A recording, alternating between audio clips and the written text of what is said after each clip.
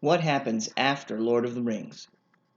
When I first read The Hobbit and Lord of the Rings back in the 1990s, I wanted to know where Middle-earth was, the origin and history of it, and what happened next after Lord of the Rings. People who are newly come to the world of J.R.R. Tolkien may also have these questions. I have, to some degree, found the answers to those questions, but first, some preamble. There were multiple reasons why Tolkien created the Middle-earth mythology. One reason was to create a world in which his fictitious languages could exist. Another was to create a set of mythology which was distinctly English. Technically, English mythology would be Norse mythology, as well as other cultures of Germanic origin. The days of our week still bear the names of these early Germanic gods, but there is very little, if any, English mythology set specifically in England, and that is what Tolkien wanted to create. The Middle-earth is supposed to be our world in a mythological era, and the Silmarillion gives the history of everything prior to Lord of the Rings. But what happens after Lord of the Rings? How do we get from that world to the modern world? Where does England come into the picture, and how does it fit? Unfortunately, Tolkien did not finish much of what he set out to write, and of what he's done, there are multiple versions and revisions. That being said, I was able to piece together a narrative by extrapolating common, or in some cases simply compatible, threads from the unfinished lore. When compiling this narrative, I gave precedence to the more recent versions of stories when possible. The Fourth Age. After the resolution of Lord of the Rings, one of Sam Gamgee's daughters is lamenting the departure of the elves. Sam tells her that the elven ships have stopped sailing, and that all the high elves who were going to leave have left. Some still remain, and other types of elves must remain whose fate it is to remain in the Middle-earth. Though Galadriel has left, Celeborn still has his kingdom and his forest of Lothlorien. He tells her that things don't often end abruptly, but rather slowly, like a winter sunset. In fact, with a few rare exceptions, only the Eldar can find their way along the straight path to Valinor. When the other races of elves rejected the summons, their choice to remain in Middle-earth was permanent and irrevocable. Over time, the remaining elves will fade, which involves becoming invisible. What is left of the Númenórean kingdoms also fade, but in a different way. They are absorbed by lesser humans to the point where they are indistinguishable from them, save for some lingering ghostly memories of what was. Those who carry the Númenórean DNA will often have a longing for the sea and the forgotten West. Those descended from Elendil will also have dreams and visions of the past, and occasionally inherit the memories of their ancestors. The change of lands. The physical change of the land, from the world of Lord of the Rings to the modern configuration of Europe, might be what separates the Fourth Age from the Fifth. Erosion is constantly at play, reshaping the land, as mentioned in a vision scene from the Notion Club papers. The land, if that is what it was shifting too, like sands in a tide, crumbling and expanding as the sea galloped in and out among the unsteady edges of the coast. There were wild growths, woods you could hardly say, trees springing up like mushrooms, and crashing and dying before you could determine their shapes. Everything was in an abominable flux. There is also an ice age, and that is probably what crushes the last remnants of Númenórean civilization. During that time, some ancient kings are found frozen in the ice when it begins to thaw. Elves began to congregate in the northwest of Middle-earth, in an area called Leithian or Luthany. For the sake of expediency, I'm going to call it Leithian. The elves of Leithian dig a trench to sever their land from the rest of Middle-earth. King Sheev. After the Ice Age, or perhaps near the end of it, humanity has been plunged into a dark age. The ancient forerunners of all Germanic peoples are congregated in the far north, and living in fear and ignorance. They have no ruler, but a great hall sits empty, awaiting one. A boat comes to the shore carrying a single passenger. The boat is elaborately carved, with gold plating worked into the designs. The passenger is a young boy, who is richly dressed, with a golden harp in his hand, and a sheaf of wheat beneath his head to serve as a pillow. The tribesmen take him out of the boat and lay him in the empty hall. The next day the tribesmen go back to the hall, but find the boy is gone. In the distance they find him singing on a hill, and they decide to take him as king. He teaches them the rudiments of art, music, and civilization, and creates a society with almost no crime. He lives a greatly extended lifespan as he rules over them. Eventually, he begins to feel signs of old age, and attributes it to darkness out of the east. He orders his men to put him on a boat and shove it off into the ocean. Then he falls into a deep sleep and does not wake up again. The men comply, and Shiv returns to the west. Given his long lifespan and the fact that his old age is a product of something external acting on his body rather than his natural fate, it is probably safe to conclude that Shiv was an elf, or he might be half-elven, since elves typically fade rather than age physically. He returned to the uttermost west, which is usually a reference to Valinor or Toleracia. It is likely that he came from Valinor with the specific purpose to help humanity rebuild after the disaster, and certainly he would not have been the first agent sent to Middle-earth from Valinor in order to help humans. His sons also enjoy long life, but they remain in Middle-earth and eventually die. However, his sons become the fathers of the ancient Germanic tribes. From his house cometh the seed of kings, as song tells us, fathers of the fathers, who before the change in elder years the earth governed, northern kingdoms named and founded, shields of their people. Shiv begat them, Sea-Danes and Goths, Swedes and Northmen, Franks and Frisians, folk of the islands, swordmen and Saxons, Swabians, Angles, and the Longobards, who long ago beyond Mercudu, a mighty realm and wealth won them in the Welsh countries, where Elfwine Eadwin's son in Italy was king. All that has passed. By Welsh countries, he is referring to foreign lands, not the actual country of Wales, and the Longobards are actually the Lombards, who ransacked and occupied northern Italy. The Lombard kingdom existed from 568 AD to 774, and there is still a region of Italy which bears their name.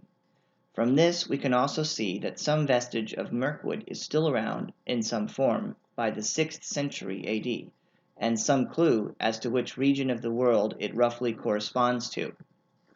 Lothian becomes England. Getting back to Lothian, the reason the elves severed it from the mainland was to prevent humans from invading, but in spite of their efforts, barbarous humans cross the channel and invade. With each wave of invaders, more of the elves set sail and go to Tol-Eressëa. Eventually, the Romans invade, which causes more elves to flee than ever before. The Romans are particularly unfriendly and do not believe that elves even exist. Though not stated, it is possible that the Romans think the elves are just another tribe of humans, and try to forcefully integrate them into their system of infrastructure and taxation. Elves would naturally be averse to this, and the hardship and stress of it would probably accelerate the fading process. When the Anglo-Saxons, that is, the English, invade Great Britain in 449 AD, they are actually friendly to the elves. For a time, the elves cease to move west, or at least they move west at a much lower rate. The number of elves in Lothian, now called England, begins to grow. They live peacefully with the English, and they decide to learn the Old English language, which Tolkien was fluent in. However, Old English becomes the last human language that elves bother to learn, and it is said that in later days, if a human wants to speak with elves, he must learn either Old English or an elven language. Saint Brendan. In the early 6th century, Saint Brendan the Navigator sets out from Ireland to search for an earthly paradise. Brendan sails west and encounters many wonders which are described in The Voyage of St. Brendan the Abbot. After having encountered many strange lands and having many adventures, St. Brendan returns home to Ireland. When St. Brendan is old and near death, he is asked if he has anything further to tell of what he saw on his voyages. O tell me, Father, for I loved you well, if still you have words for me, of things strange in remembering in the long and lonely sea, of islands by deep spells beguiled, where dwell the elven kind. In 7 long years the road to heaven or living land did you find? Brendan says that he encountered a tall black mountain out in the ocean, which stood up from the water like a tower. The top was lost in a perpetual thundering storm, but as he passes there is a break in the clouds, and he can see that it is covered with red fire. The mountain is, most likely, Meneltarma, which the Silmarillion implies may still remain above the water even after the fall of Numenor. From there Brendan sails on and eventually encounters a paradisal island, and hears the singing of elves. From the sky came dropping down on high a music not of bird, not voice of man, nor angel's voice, but maybe there is a third, fair kindred in the world yet lingers beyond the foundered land. Brendan sails on yet further, and he is able to catch a glimpse of Earendel. He makes mention of the straight road into the Old West, and says he was able to smell many flowers blooming in the distance further west, but that is all he can remember. Alfwine. Alfwine of England is born in the late 9th century. His name means elf friend, and there are multiple versions of his story. According to the Lost Tales, Alfwine was born during the time when Vikings, who the elves call Forodwaith, were brutally ransacking England. He lost both of his parents during the attacks. Dior fell before the walls even as he sang a song of ancient valor for the raising of men's hearts.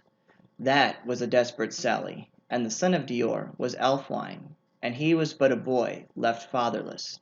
The sack of that town thereafter was very cruel, and whispers of its ancient days alone remain, and the elves that had grown to love the English of the Isle fled or hid themselves for a long time, and none of the elves or men were left in his old halls to lament the fall of Oswine, Prince of Gwar.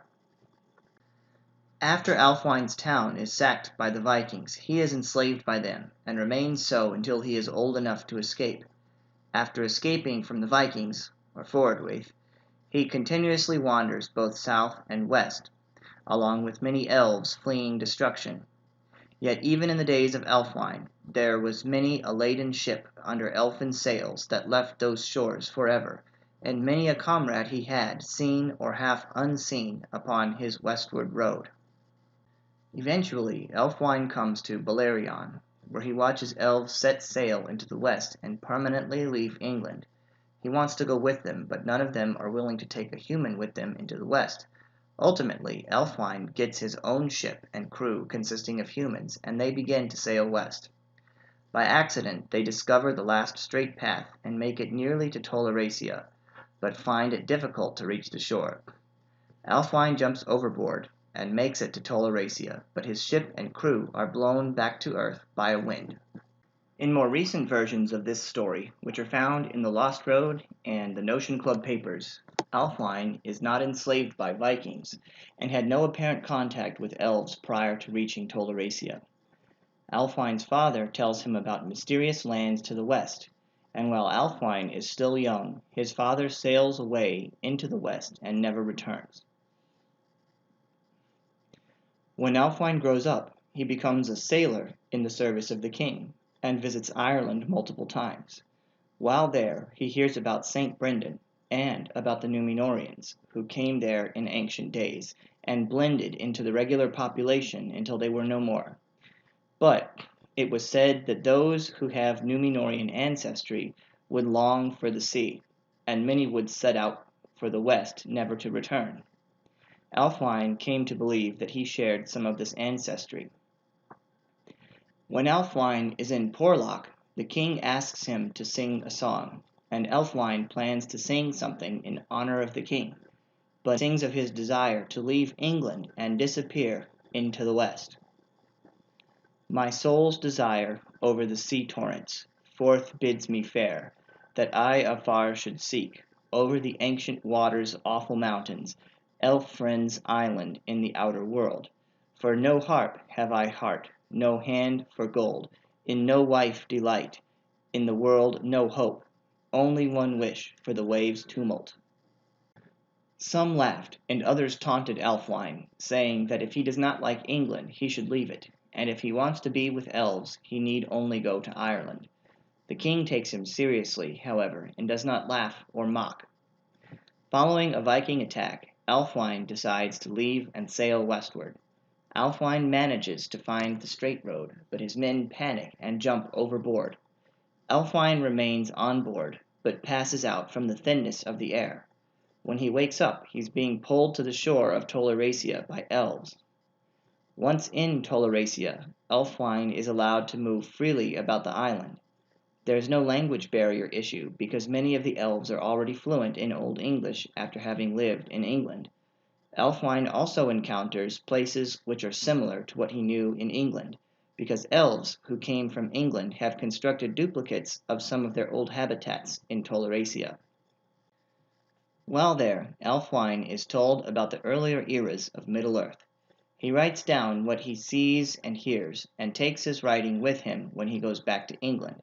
This is where the Silmarillion comes from. However, once back in England, Ælfwein is restless and unhappy. He longs continuously to return to Toleracia, and ultimately he sails west and never returns. It's possible that he does make it back to Toleracia, or it may be that he dies at sea, as he is an old man and he is sailing by himself. Now I need to say something in particular about the Forodwaith. The reason I gave two versions of the Ælfwein story is because some of the ideas from the older version still stand, even after the publication of Lord of the Rings. From the Ælfwein of England story presented in the second Lost Tales book, we know that the Forodwaith are supposed to be Vikings.